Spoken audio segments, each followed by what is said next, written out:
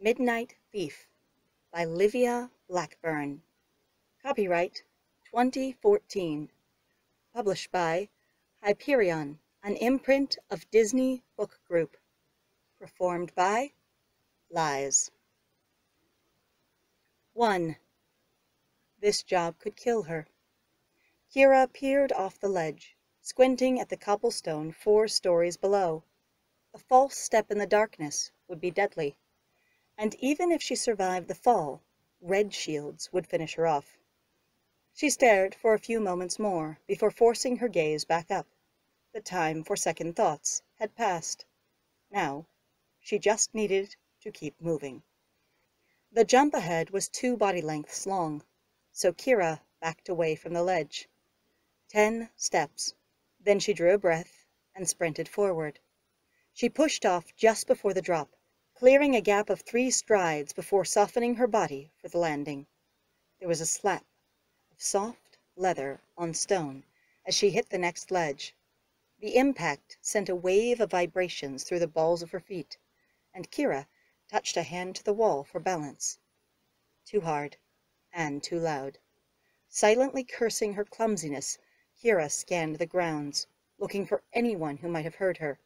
If she squinted, she could make out faint outlines of buildings around her, some as high as her ledge, some even taller. The pathways below were lined with torches that flickered, casting shadows that played tricks with her vision. Since she couldn't trust her eyes, she listened. Other than the wind blowing across her ears, the night was silent, and Kira relaxed. Tucking away a stray lock of hair, she set off, dashing deeper into the compound. 2 days ago, a man had come to the Drunken Dog, introducing himself as James and asking for Kira by name. He'd moved with a deliberate confidence, and his gaze had swept over the room, evaluating and dismissing each of its occupants. When Kira had finally approached him, James laid out an unusual offer. There was a ruby in the palace compound. He wanted her to fetch it for him, and he was willing to pay. The palace is guarded tight, Kira had told him. If you want jewels, you'll better get them elsewhere. This ruby's got sentimental value, he'd replied. Kira didn't consider herself the most astute judge of character, but she also wasn't an idiot, and she'd swallow her grappling hook before she'd believe that this man would do anything for sentimental reasons. The pay he offered was good, though, and the job an intriguing challenge. The palace was a far cry from the rich man's houses Kira usually raided, with their handful of sentries guarding 2 or 3 floors. The palace's massive buildings were patrolled by so many guards it was impossible to walk the grounds undetected. Rumor had it that even the rooftops were closely watched, which was why Kira was neither on the ground nor on the rooftops. Instead, she balanced on a ledge outside a 4th-floor window, darting from shadow to shadow. The moon had not yet risen, and darkness concealed her from the red shields below. Unfortunately, it also hid the ledges from her own sight. The boundary between stone and air was easy to miss. From time to time, she slid a foot out to check her position, tracing her toe along the edge to fix the border in her mind. Yes, she could die tonight. But as Kira crept through the darkness, her doubts faded against the excitement of a challenging job. Those who knew her understood her skills. They knew she had no fear of heights and never lost her balance. Not even Flick, the closest thing to an older brother she had, understood the sheer joy that came over her every time she raced through the night. There was something about the way the darkness forced her to rely on her other senses, the way her body rose to the challenge. Her limbs silently promised her she would not fall, and by now she knew she could trust them. The buildings across the path gave way to a courtyard with 3 trees, and Kira slowed her pace, counting windows as she passed. The 7th from the southwest corner, James had said. These outer palaces were guest rooms for country noblemen visiting the council. They were built securely, but emphasized comfort more heavily than the fortress-like inner compound, and thus They had glass windows instead of shutters, making it easy to see that the bedroom inside was dark. A minute fiddling with the latch, and the pane swung open on greased hinges. There was a shape on the bed, snoring in the loud and punctuated way of men who had indulged too much in rich food and drink. Kira wondered for a moment what it would be like to get fat, to eat so much and work so little. No matter. Tonight the nobleman would share some of his bounty. She started with a dresser next to the bed, coaxing open the top drawer. Silk caught the dry skin of her fingertips. Apparently, the nobleman had a penchant for embroidered silk handkerchiefs. Not the jewelry box she sought, but Kira took one and slipped it into her belt pouch. After checking the rest of the dresser, she moved to the desk. The latch gave easily to her pick, but there was nothing inside but documents and seals. The sleeping nobleman shifted, and Kira dropped to the floor. He rolled over, snorting loudly, before his breathing once again settled. Kira counted 10 breaths, then went to the chest. Taking care with the hefty cover, the top layer was fabric. Soon she was up to her elbows in velvet nightrobes. But still no ruby. If there was a jewelry box, it almost certainly would have been in the dresser or the chest. James had assured her that the nobleman wasn't the type to hide his jewelry. Could he have been mistaken? She combed the room again, feeling along the floors and walls for trapdoors, even running her hands over the bed's thin mattress. Still nothing. Kira bit her lip. The moon was rising, a thin crescent above the horizon that announced the coming dawn. She'd already stayed too long. Taking one last glance around the room, she crept back out the window. Getting out was harder than coming in. Her limbs were slow from a night without sleep, and her nerves were frayed from being so long on her guard. By the time Kira reached the meeting spot 2 blocks outside the palace, the sky was visibly lighter, and she was in a considerably worse mood. 2 men awaited her at the street corner. They hadn't seen her yet, and she took a moment to study them. The first was solidly built, with a stubborn jaw and brown hair curled close to his head. Flick. When Kira had first told him about the job, he listed all the reasons why she should refuse, from the dangers within the palace to his suspicions about James. Her friend's arguments had been more reasonable than Kira cared to admit, but by then she'd already decided. Since Flick couldn't dissuade her from going, he'd insisted on escorting James. The 2 men had watched her cross the wall a few hours earlier, and now they awaited her return. Kira felt a twinge of guilt when she saw the tense set of Flick's shoulders. He'd been worried. Behind Flick, Kira recognized James. He was slimmer, but taller, with pale coloring and a wiry, athletic build. He exuded confidence, studying everything around him with languid readiness. His expression was impossible to read. Both men's eyes flickered to her hands as she came closer, then to her belt. "It isn't there," she said, answering their unspoken question. Perhaps her voice was sharper than it should have been, but she was tired. There was a brief silence as the 2 men digested their news. Finally James spoke. "What do you mean?" "I flipped the whole room. The dresser, desk, the chest at the foot of the bed. No jewelry box." "You searched the entire room?" James raised an eyebrow. Kira spat on the ground. "Look, unless he sleeps with a rock in his small clothes, it wasn't there." "Maybe you went to the wrong place?" There was a hint of derision in his voice, and it galled Kira. Trying hard to control a flush of anger, she reached into her belt pouch for the handkerchief she'd taken from the noble's dresser. She flicked it at James, who snatched it out of the air with surprising quickness. "This handkerchief's got the fat person's initials embroidered on it. See if it matches your mark." Kira made no effort to hide her frustration as James inspected the embroidery. Payment for the job depended on handing over the jewel, so she'd taken a long and dangerous night's work for nothing. She felt a hand on her shoulder.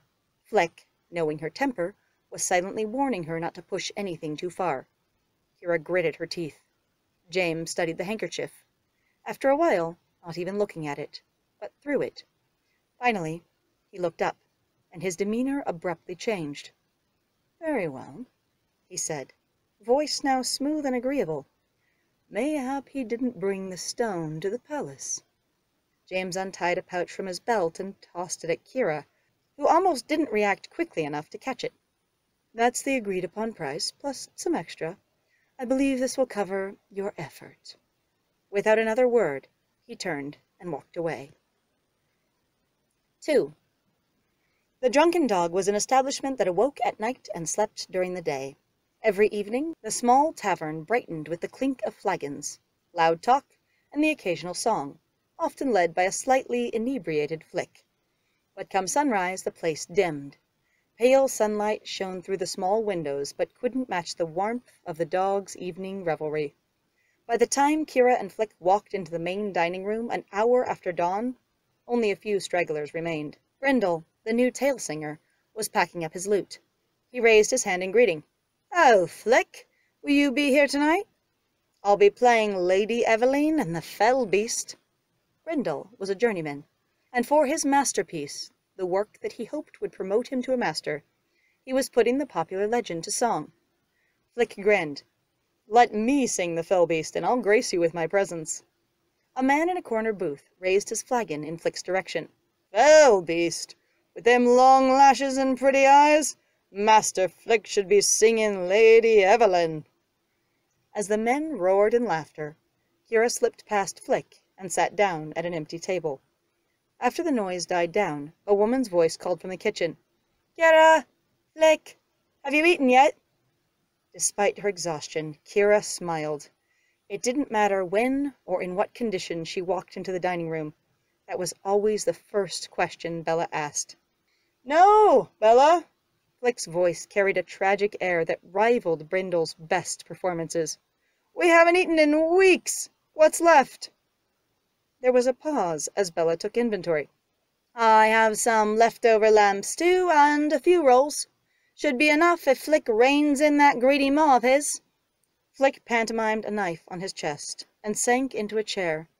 A plump woman, brown hair streaked with gray, carried out a tray with a basket of bread and 2 bowls of hot stew. "What mischief have you two been stirring up?" Bella placed the food in front of them and wiped her hands on her apron. Kira slouched into her chair, hoping Bella wouldn't notice her unkempt hair and dirty clothes. But Bella grabbed a rag from a nearby table and brushed the dust off Kira's back. "I see this girl's been working." Flick broke off a piece of bread and dipped it in his stew. "Kira had an adventure last night," he announced, ignoring Kira's warning look. Bella's forehead creased with concern, but a whistle sounded from the kitchen. As Bella rushed to tend the kettle, Flick dug through his bowl and started picking out turnip pieces. "I don't understand," Kira muttered, half to herself. "You're wondering why he gave you the coin," said Flick. He'd made a pile of turnips on his bread plate and absent-mindedly pushed them toward Kira, who dumped the pieces into her own bowl. "He was only supposed to pay me if I brought the stone," Kira said. "The ruby didn't exist." Kira started at the certainty in Flick's declaration. Flick chuckled. "Ah, Kira, fearless thief, able to outclimb a squirrel on any tree and outrun a mountain lion in total darkness." He tugged her ponytail. "Take your eyes off the ledges once in a while. You might actually see something." Flick was insufferable when he decided to play smug older brother, but today she was curious enough to humor him. Kira crossed her arms. "By all means, grandfather, share your wisdom with me." He flashed a quick grin before hunkering down over the table. "Kira, think about it. Say you pull in a thief to nip some fat purse's trinket. You offer a decent coin, but still you're paying less than what the trinket's worth. The thief comes back empty-handed, swearing she couldn't find anything. What's your first thought?" "You think he'd suspect I kept the ruby? That's silly. If I could find someone to buy jewels, I'd be living in them fancy houses, not cracking them. You know that, and I know that, and maybe even James knows it's near impossible to find buyers these days. But there was a lot of coin at stake, and James wasn't suspicious at all. I know. I was waiting with him at the meeting place. When you didn't show up on time—" "I know, I'm sorry." He shot her a stern look. "As well you should be. But when you didn't show up on time, he didn't get suspicious. Didn't react at all. He just waited. And you saw how he was when he was asking you questions. Any idiot could tell he didn't really care." Flick's expression turned serious. "Looking back, I am an idiot myself. I was so sure you'd break your neck in the palace that I plain overlooked the other ways things could have gone wrong. You were lucky, Kira. No thanks to me." "I can take care of myself," Kira said automatically. Flick laughed. Better than I would have imagined a lass of 17 ever could. So I'm 17 now? He made a big show of looking her up and down. By height alone, I'd wager you were 12. But wasn't 17 Bella's last guess? Something about you gaining the poise of a young woman? You really should just pick a birthday. Let Bella bake you a cake once a year. Kira rolled her eyes. The real version of events was less poetic. She'd started her womanly bleeding 3 years ago, and she'd been the same height for the past year. Based on these signs, Bella recently declared that Kira was 17. Kira decided to let Flick keep his version of the story. So, what do you think James wanted? She asked. It's a puzzle, but I've got a feeling you'll see him again. Flick stopped as Bella dropped off some warmer rolls. Wait, Bella. Kira fished into the pouch James had given her and pushed a handful of coins into Bella's hand. You've fed us too much lately. The older woman looked at the money dubiously. I didn't steal anything, Kira promised. Right, Flick? Technically, she'd nipped a handkerchief, but she decided to let that slide. Flick folded his hands behind his head, amused. For once, she's right. Better take it, Bella. You never know how long it will be before Kira earns another honest coin. He jumped back in his chair to avoid Kira's slap. Bella dropped the money into her apron, and Kira sighed inwardly with relief. Bella paid her employer out of her own pockets for meals she gave away. And though the cook would never admit it, Kira knew she was struggling to make ends meet. News of barbarian raids in the outer villages was becoming commonplace these days, and as supply lines into the city slowed, all of Forge's inhabitants tightened their belts. She worried that soft-hearted Bella was too generous for her own good. What did that strange fellow want with you? Bella asked. Kira hesitated, not wanting to hide anything from Bella, but uneager to face her reaction. He wanted me to nip something from the palace compound. The dish Bella was clearing froze in midair. The palace? Kira sheepishly related the rest of the story, and the older woman shook her head. She turned an accusing eye on Flick. And you let her do that? Bella, you know as well as I do that Kira does what she wants. Bella shook her head. Are you determined to rush to an early death, Kira? It's all romance and adventure until you realize you're not immortal. She picked up Flick's empty stew bowl and returned to the kitchen. Kira started after Bella, momentarily cowed. Bella's only son had been lost at sea years before she started working at the Drunken Dog. Word was that he had wanted to see the far lands for himself. Mayhaps she's right, Flick mused. Me and the other lads, we do a few raids here and there to make ends meet, but this is all you do, and you keep taking more risks. It's really not good for a lass. Just one mistake at the wrong time. You're right, Flick. I'll change my ways. Why don't you find me a young man who'll marry a lass who spent her childhood begging on the streets? Flick threw up his arms. Just think about it. I already have. I can't get odd jobs around the city like you. I can't make enough as a serving lass to cover my lodging, and I have no intention of marrying right now. And you know I need more coin for the gutter rats. As Kira scooped up the last of her stew, Bella returned from the kitchen. Speaking of gutter mice, Dolly was here looking for you. Dolly? Kira asked. She doesn't often come this far in. I sent her back with some stew. She didn't say where she'd be, but I assume you can find her. Flick glanced at Kira. You fixin' to look for her? Kira suppressed a yawn. She's probably wandering the city right now. I'll catch a nap and find her this evening. Kira dreamed she was climbing, but instead of the palace walls she scaled a rock face in a hot, sandy landscape. The sun beat down on her hands and face, and though her arms grew weak, she never quite reached the top. It was late afternoon when Kira finally woke. The cliff face lingered in her mind, but Kira had long given up on making sense of her dreams. Instead, she dressed to go into the city. Dolly was probably done with her rounds for the day, and if Kira left now, she would have a good chance of finding her. As Kira stepped out the front door of the Drunken Dog, a sharp voice called to her. You, girl, in the trousers. Kira turned out of habit, then regretted it when she saw the speaker was scarcely older than a girl herself, dressed in a gown that cost more than a year's takings for Kira. Her fingers were adorned with jewels, and her wrists and neck were ringed with traitor charms. Basilisk scales, love stones, the type of fanciful trinkets that honest folk ignored and the wealthy squandered their money on. The girl and her two shieldmen were clearly out of place in the dusty streets outside the Drunken Dog. She probably found it romantic to be exploring such a neighborhood. If the girl's carelessness got her into trouble here, it would be the folk who lived here who paid for it. The girl gestured imperiously to Kira. "Carry my bags for me." Kira hesitated. She had no respect for a spoiled nobleman's daughter, but her shieldmen looked mean. People skirted around them, clearly glad the girl had focused on Kira instead of them. "Well, hurry up," said the girl. Kira could hear Flick's voice in her head, telling her not to do anything stupid.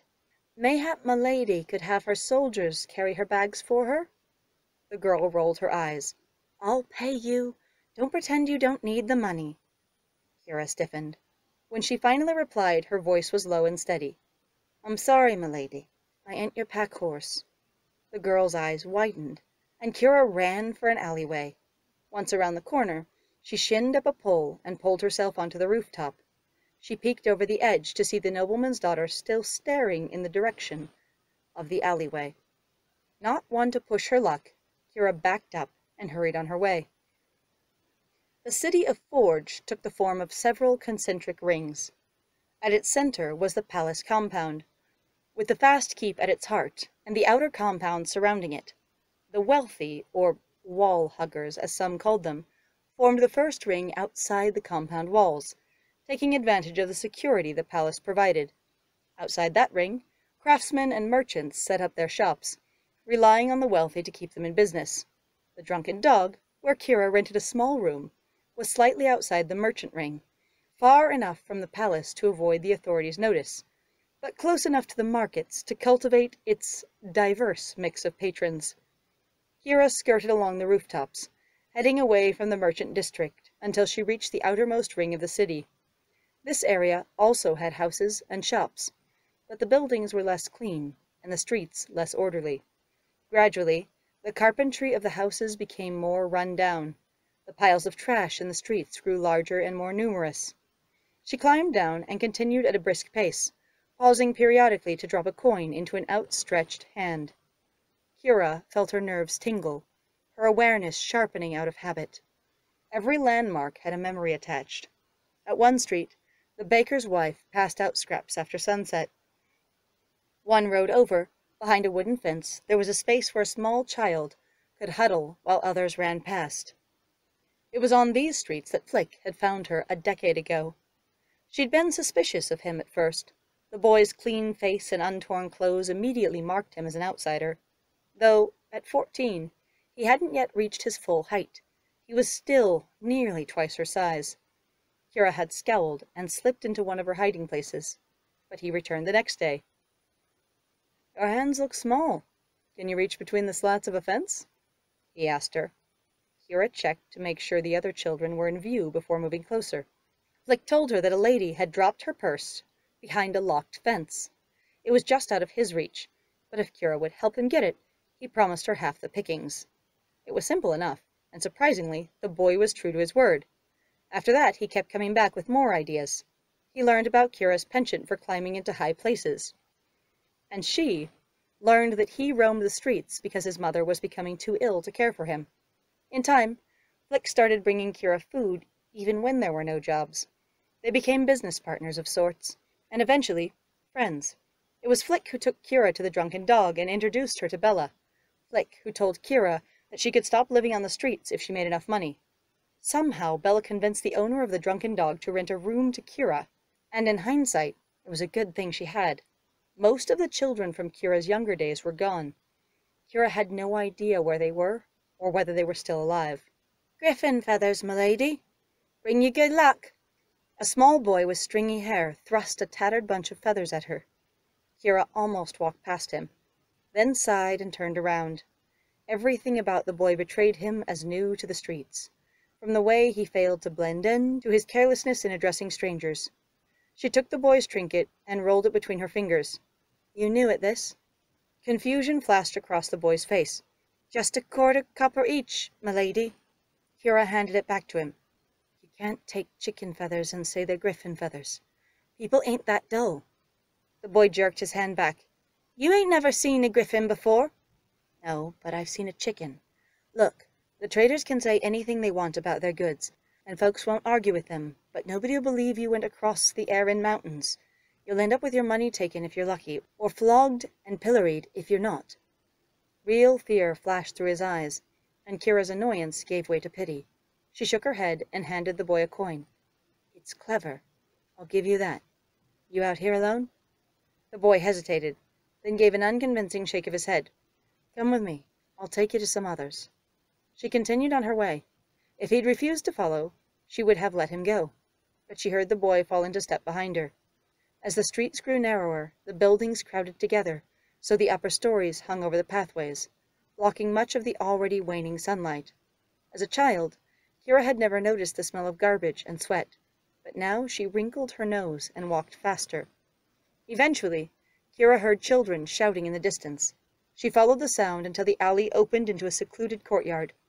15 pairs of bare feet pounded the hard-packed dirt. The children had dust on their faces and tears in their clothing. Their game tonight was a new one, with rules Kira didn't recognize. But like the other games, it involved a lot of running. Running was the easiest way to stay warm. Kira edged closer, and several children broke away from the game, shouting her name. She smiled and squeezed a few shoulders as they gathered around. I've got something new for you, she said, finally turning to acknowledge the Griffin boy. Show him how things work. We've seen him around, said a girl with knobby arms and tangled black hair. He didn't want to talk to us. Now he will. Kira gave him a push toward the others, before turning back to the black-haired girl. You come looking for me, Idali. Where were you last night? Working. She paused for a moment, reminded of James's mysterious behavior. Why'd you come to the Drunken Dog? In many ways, the area around the Drunken Dog was safer than Idali's usual haunts, but Kira worried about her wandering away from her friends. Letty's sick again. Kira frowned. Idali's younger sister was constantly ill. Take me to her? As the girl pulled her down a side street, Kira couldn't help noticing how Idali had matured since their first meeting. 2 years ago, Kira had been in the neighborhood when she heard shouting. She ran up just in time to see a skinny girl charge an older boy headfirst, knocking him down and pounding at him with remarkable ferocity. The other children were in an uproar, and Kira picked up more than a few bruises pulling the two apart. It took some work to sort things out, but eventually she pieced together that one of the older boys had tried to take Letty's supper. Despite the tongue-lashing that Kira delivered to all involved, she couldn't help but admire Idali's spirit. And tiny Letty reminded Kira of her own childhood in the streets. While Kira would never admit to having favorites, she found herself spending more and more time helping these two. Idali led her to a dead end, where several boards had been placed in a crude lean-to. It was too small for both Idali and Kira to fit comfortably, so Kira pushed aside the cloth covering its opening and peered inside. Someone shivered underneath a pile of blankets. Letty? The form shifted and a small, round face turned toward her. The child's normally large eyes were half closed, and Kira could tell from Letty's raspy breathing that something wasn't right. Every time the child took a breath, she winced. Kira put her hand on Letty's forehead. It was warm to the touch. Can she walk? Kira asked Idali. A bit, but you've got to go slow, and she coughs if you walk too fast. Well, I can't carry her all the way, Kira muttered. She thought for a moment. Why don't I take Letty back with me? I'll bring her to a healer tomorrow. Though Kira's landlord might not like that plan, last year Kira had let Idali and Letty stay with her during a blizzard. When Laman discovered them, he'd pulled Kira aside and made it clear that he had no intentions of turning the Drunken Dog into an orphanage. Well, Laman didn't need to know, and Bella wouldn't say anything. Idali nodded. Come on, Letty. You're going home with Kira. She coaxed her sister out of the blankets and tied a small gray cloak around her neck. Letty coughed but didn't complain. The little girl whispered a question as she took Kira's hand. What? Kira asked. Letty always spoke in a barely audible tone. Kira leaned closer and laughed. Well, I don't know if there's any more stew, but I'm sure Bella will have something equally tasty tonight. As Idali had predicted, Kira and Letty's walk back to the Drunken Dog took quite a while. The tavern was already filling with a lively after-dinner crowd when they returned. Brendel had set up in his favorite corner and was tuning his lute in front of a brightly colored painting of dragons and dryads. Kira remembered that he was going to sing Lady Evelyn tonight. Letty, do you want to hear the tale singer? Kira guided Letty to a table, then ducked into the kitchen to fetch some food. Letty's eyes opened wide at the chicken pie Kira brought out. Don't burn your tongue, Kira said. Letty gripped her spoon with an eagerness that made Kira suspect her warning was useless. As they both dug in, Brendel strummed a few chords and cleared his throat. Good evening, good gentlemen and ladies. There were some good-natured heckles from the audience, which the young tale-singer acknowledged with a charming grin. I've always loved the tale of noble Lady Evelyn, and I know many of you do as well. Tonight I am honored to play for you the first act, which I just finished penning. He made a show of counting his fingers. 7 hours ago. As the laughter died down, Brendel launched straight into the opening chords. He sang of the fell beast, the giant bear creature that ravaged the countryside long ago. Kira glanced nervously at Letty during one of Brendel's more convincing growls, but the child, fascinated by Brendel's quick-moving fingers, seemed unfazed. Then the tale singer switched to a softer melody. In a high falsetto he sang the part of Lady Evelyn. She wept for her people and wondered if the carnage could be stopped. The noble lady gathered her courage, bid good-bye to her family and betrothed, and entered the forest to confront the fell beast. That's how we know the ballad ain't true, said a familiar voice at Kira's shoulder. A real fat purse would have sacrificed a servant girl instead. Kira turned her head. Behind her, James inclined his head in greeting. Good to see you again. Join me for a flagon? This preview has been created for you by Lies and Scandal Lit. Please like, comment, and subscribe for more quality book previews. Thank you.